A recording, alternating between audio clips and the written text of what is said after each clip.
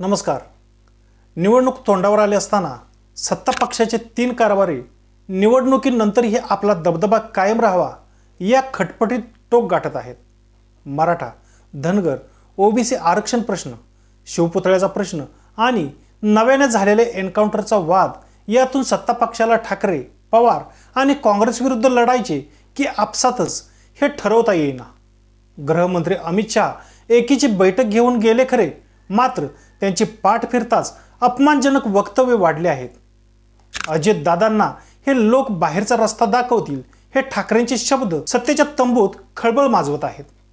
भाजपमध्ये नेतृत्व फडणवीस करणार की गडकरींचा चेहरा पुढे करावा लागणार याबाबत अद्याप संभ्रमावस्था आहे. उपमुख्यमंत्री अजित पवार बारामतीतून लढायचे की अन्य कुठून याबद्दल खडे टाकून चाचणी घेण्यास आता तयार झाले आहेत. काँग्रेस पक्षाच्या सामूहिक नेतृत्वाला अचानक आपल्या मागे जनता आहे असे वाटून अधिकचे मतदारसंघ शोधण्याची गडबड सुरू झाली आहे. या सगळ्यांच्या गर्दीत एक नेता मात्र आपली निश्चित दिशा ठरवून त्या दृष्टीने वाटचाल करत आहे. तो नेता म्हणजे शरद पवार. शरद पवारांचे राजकारण या निवडणुकीत पुन्हा नव्याने उजळून निघत आहे. नमस्कार, मी सुधीर गोडके. आपण पाहता एच जी यूट्यूब चॅनल. आमचे नवनवीन माहितीपूर्ण व्हिडिओ पाहण्यासाठी आमचा चॅनल सबस्क्राईब करायला विसरू नका. उपमुख्यमंत्री अजित पवार यांना अचानक झालेला साक्षात्कार आणि पक्षाच्या 2 घरामध्ये झालेल्या विभागणीनंतर कार्यकर्त्यांच्या घराघरात होणारी विभागणी अस्वस्थ करू लागले आहे.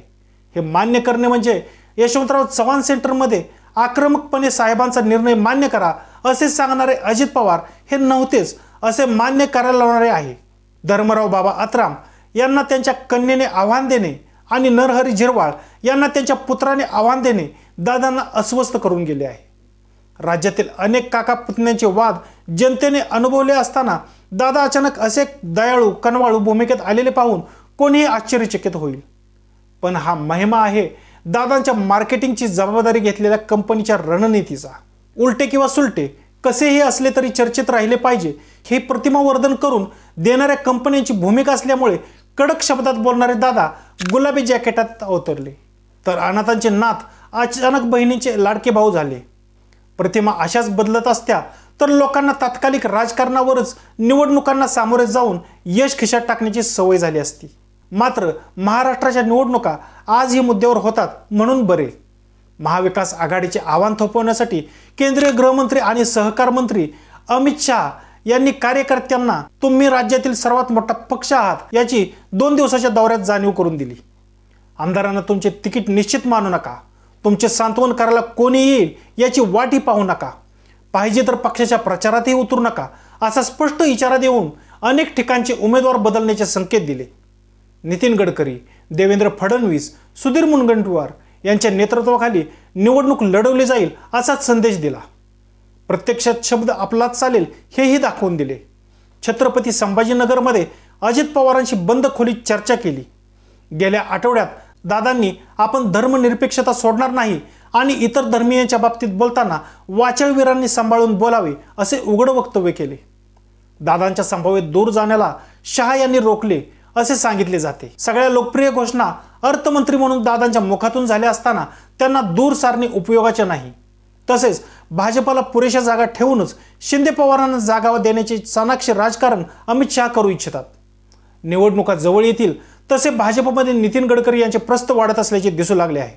विनोद तावडे यांच्याकडे आलेली जबाबदारी, रावसाहेब दानवे यांच्याकडे सोपवलेली प्रचार यंत्रणा, केंद्रीय गृहमंत्री अमित शहा यांचा महाराष्ट्रासाठीचा दौरा आणि त्यामध्ये तिन्ही पक्षामध्ये समन्वय साधण्याचे करण्यात आलेले आवाहन या सर्व पार्श्वभूमीवर उपमुख्यमंत्री देवेंद्र फडणवीस यांना शह देण्याचे काम काही प्रमाणात का होईना सुरू असल्याचे स्पष्ट दिसत आहे.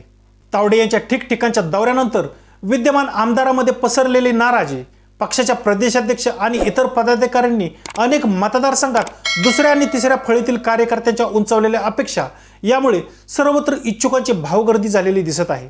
मात्र त्यांच्यातून नेमका उमेदवार कशा पद्धतीने निवडला जाणार आहे याबाबत कोणाकडे खात्रीने सांगण्यासारखे काही नसल्याने प्रत्येक ठिकाणच्या बैठका पुढे जाऊ लागलेल्या आहेत. इतर राज्यामध्ये तिकीट वाटपावरून सुरू असलेली नाराजी लक्षात घेता महाराष्ट्रात आधीच सत्तेच्या विरोधात वातावरण असताना सुरू असणारे खेळ भाजपच्या मूळ कार्यकर्त्यांना अस्वस्थ करणारे आहेत. बाहेरच्या पक्षातून आलेल्यांना मिळणारे प्राधान्य आणि यशस्वी असून देखील पक्षाच्या उमेदवारांना पर्याय शोधण्याचे सुरू असणारे प्रयत्न यामुळे भाजपमध्ये एक प्रकारचे अविश्वासाचे वातावरण निर्माण झाले आहे. मराठा आरक्षण आणि ओबीसी आरक्षणाबाबतीत पक्षाची असणारी दूर झालेली संभ्रमावस्था नाही, त्याचा परिणाम पक्षाच्या संघटनेवर आणि एकूणच निवडणूक प्रक्रियेवर सुद्धा होताना दिसत आहे. त्यामुळे यंदाच्या निवडणुकीत कोणाला डावलणार आणि कोणाला पुन्हा संधी मिळणार हे सांगणे खुद्द पक्षाच्या वरिष्ठ मंडळींना सुद्धा आता मुश्किल बनलेले आहे. शहांचे पाठ फिरताच 3 पक्षाचे नेते, मुख्यमंत्री आणि दोन्ही उपमुख्यमंत्री मूळ वळणावर आले आहेत. उपमुख्यमंत्री फडणवीस यांनी शिंदे आणि पवारांचे पक्ष नवे असल्याचे केलेले वक्तव्य किंवा शिंदे यांच्या पक्षाची मते आम्हाला लोकसभेला मिळाली मात्र अजितदादांची मिळाली नाहीत या वक्तव्याचा पुनरुच्चार केला. त्यामुळे सत्ता सहकारी दुखावण्याची शक्यता अधिक आहे. अजितदादांच्या बाबतीत तर अशी वक्तव्य ही त्यांना बाहेरचा रस्ता दाखवा या भाजप, संघ आणि अंगीकृत संघटनेच्या कार्यकर्त्यांकडून होत असलेल्या मागणीला बळ देणारेच ठरत आहे. निवडणुकीपूर्वी एका बाजूने शरद पवारांच्या गटातून खुद्द पवार, सुप्रिया सुळे, जयंत पाटील, रोहित पवार आणि अधेमध्ये युगेंद्र पवार दादांना डिवचत असतात. त्यात आधी चंद्रकांत दादा आणि आता खुद्द फडणवीस यांनी दादांचा उपयोग झाला नाही हे पुन्हा सांगणे त्यांना कोपऱ्यात सारले जात असल्याचेच लक्षण. दादा त्यावर पुन्हा उचलून काही बोलणार का हे या आठवड्यात दिसेलच. पण ज्या पद्धतीने महाविकास आघाडी प्रचाराच्या आणि प्रत्येक मतदारसंघाच्या लढाईची आखणी करत आहे ती पाहता सत्ताधारी पक्ष त्याच्यावर मात करण्याऐवजी एकमेकांच्या विरोधातच करामती करत असल्याचे दिसत आहे. निवडणुकीच्या काळात भल्या मंडळींचे वस्त्रहरण होते. भाजपचे ज्येष्ठ नेते एकनाथ खडसे गेली 10 वर्षे पक्षांतर्गत त्रासातून वाटचाल करत होते.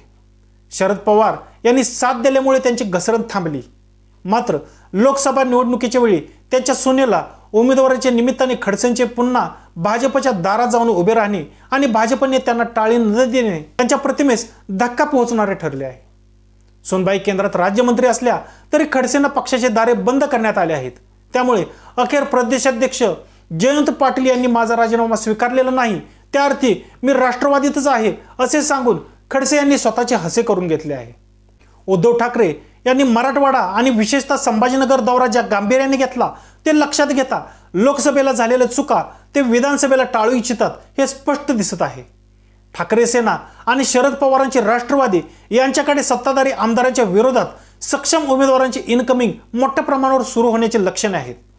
मराठवाड्यात भाजपने ज्या पद्धतीने अशोक चव्हाण यांचा उपयोग होईल असा विचार करून त्यांना प्रवेश करताच खासदारकीचे बक्षीस दिले होते त्याचा कोणताही प्रभाव पडलेला दिसला नाही.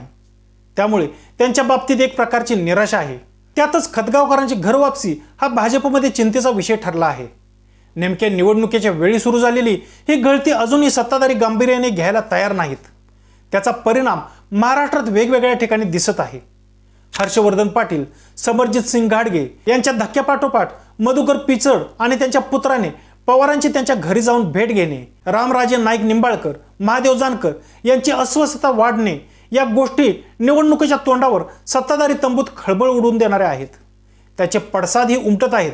त्यामुळे फडणवीस यांनी केलेली वक्तव्य आणि स्ट्राईक रेट बाबतीत मांडलेला मुद्दा भविष्यात सत्ता पक्षातील वाद किती विकोपाला जाऊ शकतो याचे दर्शन घडवणारच आहे. पितृ पंधरवडा संपताच महायुती आणि महाआघाडीकडून निश्चित असणाऱ्या उमेदवारांची यादी जाहीर होण्याची शक्यता आहे. एकीकडे निवडणूक आयोग आचारसंहिता कधी लावणार याबाबतीत 11 आणि 13 तारखेचे मुहूर्त जाहीर होत आहेत.